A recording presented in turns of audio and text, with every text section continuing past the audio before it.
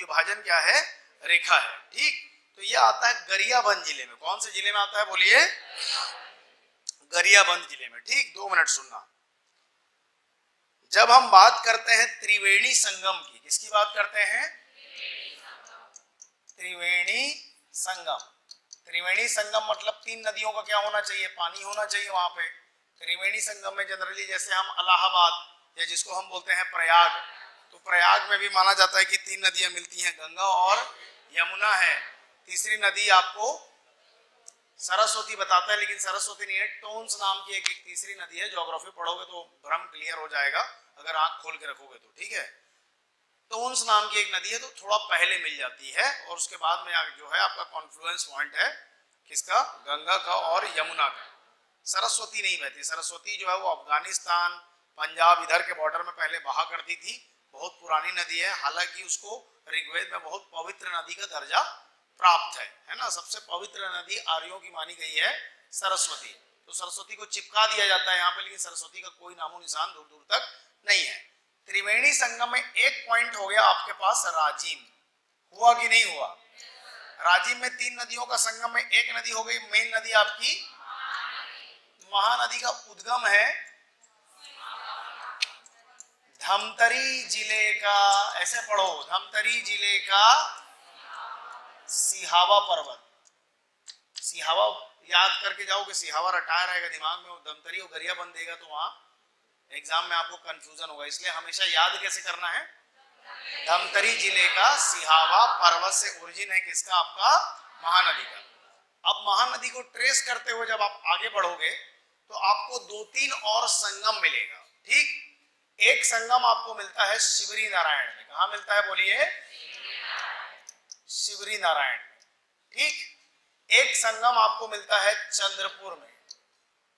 एक संगम आपको कहां पे मिलता है बोलिए, चंद्रपुर में। ठीक, शिवरी नारायण में किसका किसका संगम है ना, महानदी ऐसे ही जाती है महानदी। ठीक, और उसके बाद ऐसे टर्निंग है लगभग लगभग, इधर से आएगी आपकी शिवनाथ और यहां से आएगी, इस तरफ से आएगी आपकी जोंक। ठीक, जोंक की एंट्री महानदी से है, महासमुंद से है। खट्टी नाला नाम का एक नाला है। एक्चुअली जोंक का जो ओरिजिन है, जोंक का ओरिजिन है उड़ीसा में। कहां पे है बोलिए, सोनाबेड़ा का प्लेटू। प्लेटू का नाम क्या है, सोनाबेड़ा। सोनाबेड़ा के पठार से निकलती है जोंक नदी। जोंक नदी में आप उड़ीसा जाएंगे तो खरियार रोड के आगे एक पतोरा डैम है, बहुत सुंदर डैम जो है वो जोंक नदी के ऊपर बनाया गया है। गुलशन कुमार करके वो था, भगवान का भजन गाते थे टी सीरीज वाले, उनके द्वारा उसको विकसित किया गया था बहुत पहले 96-97 में। पतोरा डैम उड़ीसा, जिस नदी पे बना है दैट इज आपका जोंक। ठीक, तो जोंक नदी का एंट्री है महासमुंद जिले से। महासमुंद जिले से एंट्री, तो आप समझ सकते हैं कि महासमुंद के इस तरफ क्या लगेगा, उड़ीसा लगेगा। जोंक की एंट्री हो गई खट्टी नाला से। खट्टी नाला है महासमुंद में। एंट्री करने के बाद आगे चल करके शिवरी नारायण में ये तीनों नदियां आपस में मिल गई। शिवनाथ जो है ये महाराष्ट्र में इसका ओरिजिन है। गढ़चिरौली में गाड़ा डोगरी की पहाड़ी और पाना बरस, अब मोहला मानपुर आ जाएगा मेरे हिसाब से। मोहला मानपुर से एंट्री होगी, राजनांदगांव होते होते आगे जाएगी, राजनांदगांव जिला, दुर्ग से आगे क्रॉस करेगी। यहाँ कहीं पर पूरा देखना, इसलिए बोल रहा हूँ, लिखना नहीं।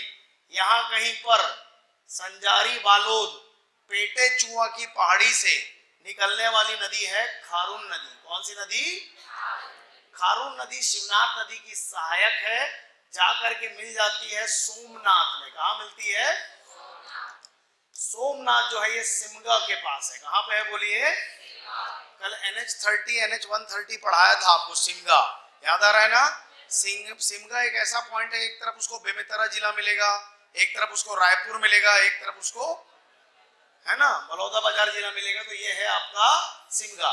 सिमगा में 2 नदियां मिलती हैं आप में, एक का नाम है खारून और एक का नाम क्या है आपका शिवनाथ।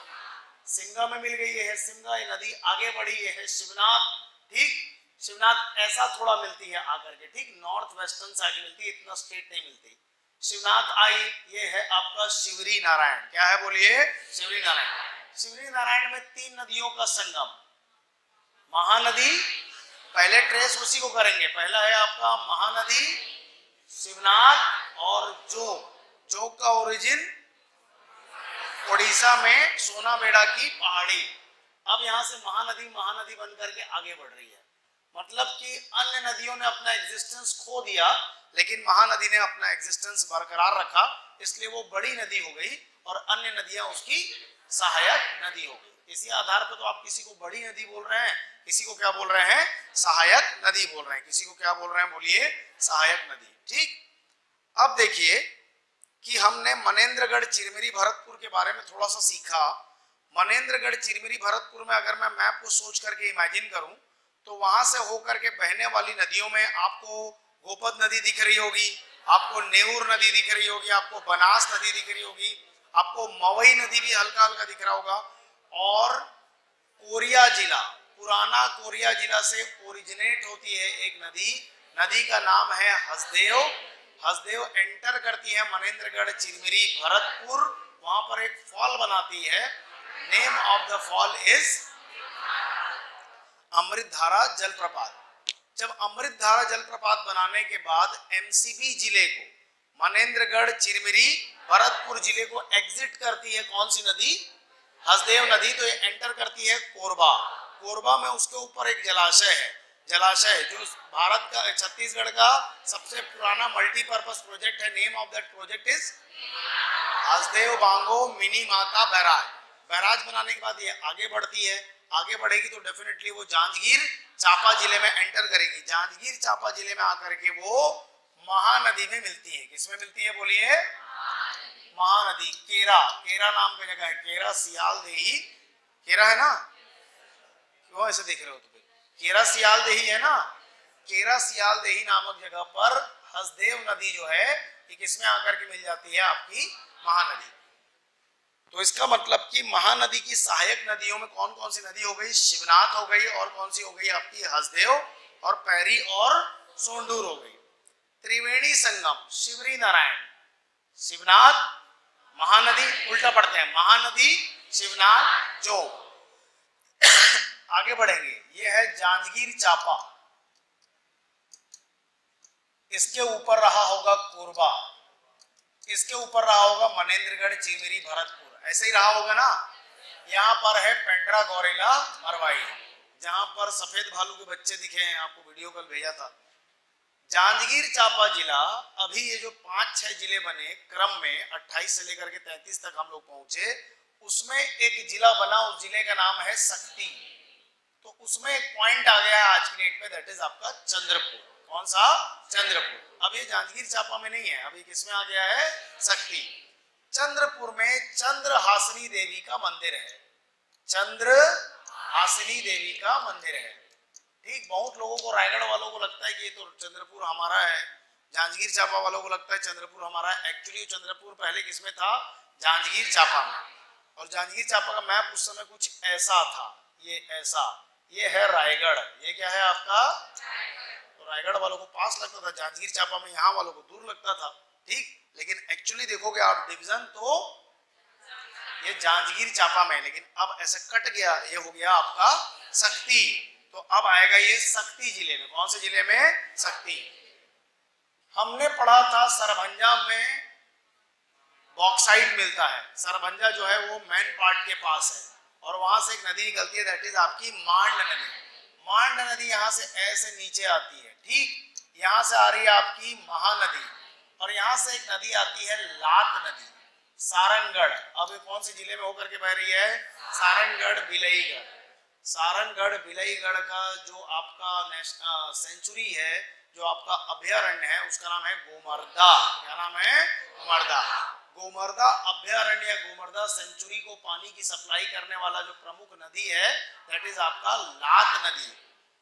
मांड, लात और महानदी, ये तीनों का संगम कहाँ है, तो आंसर क्या है आपका, चंद्रपुर। चंद्रपुर में चंद्रहासिनी देवी का मंदिर इंपॉर्टेंट है। साथ ही साथ ऐसा मत सोचना कि मैं एक बार बता रहा हूं तो एक ही बार में याद हो जाएगा, लेकिन मैं आपको दिशा दे रहा हूं कि सब चीजें आपस में जुड़ी हुई है, कुछ भी डिस्कनेक्टेड नहीं है। ठीक, आपको केवल ध्यान से सुनना है यहाँ पर, ठीक, लिखने के टाइम पे सब लिखेंगे। चंद्रपुर में दो मंदिर इंपॉर्टेंट है, एक हो गया आपका चंद्रहासनी, एक और मंदिर आपको याद रखना है नाथल दाई मंदिर, नाथल दाई मंदिर, एक और मंदिर इंपॉर्टेंट है दैट इज आपका नाथल दाई मंदिर। तो नोटेबल प्लेसेस में जो आपका पर्सनालिटी एंड मिसलेनियस लिख रहे थे, फटाफट 3-4 पॉइंट के बारे में नोट करो। जिले वाले में नहीं लिखना, जिला अभी लिखवाऊंगा इसके बाद।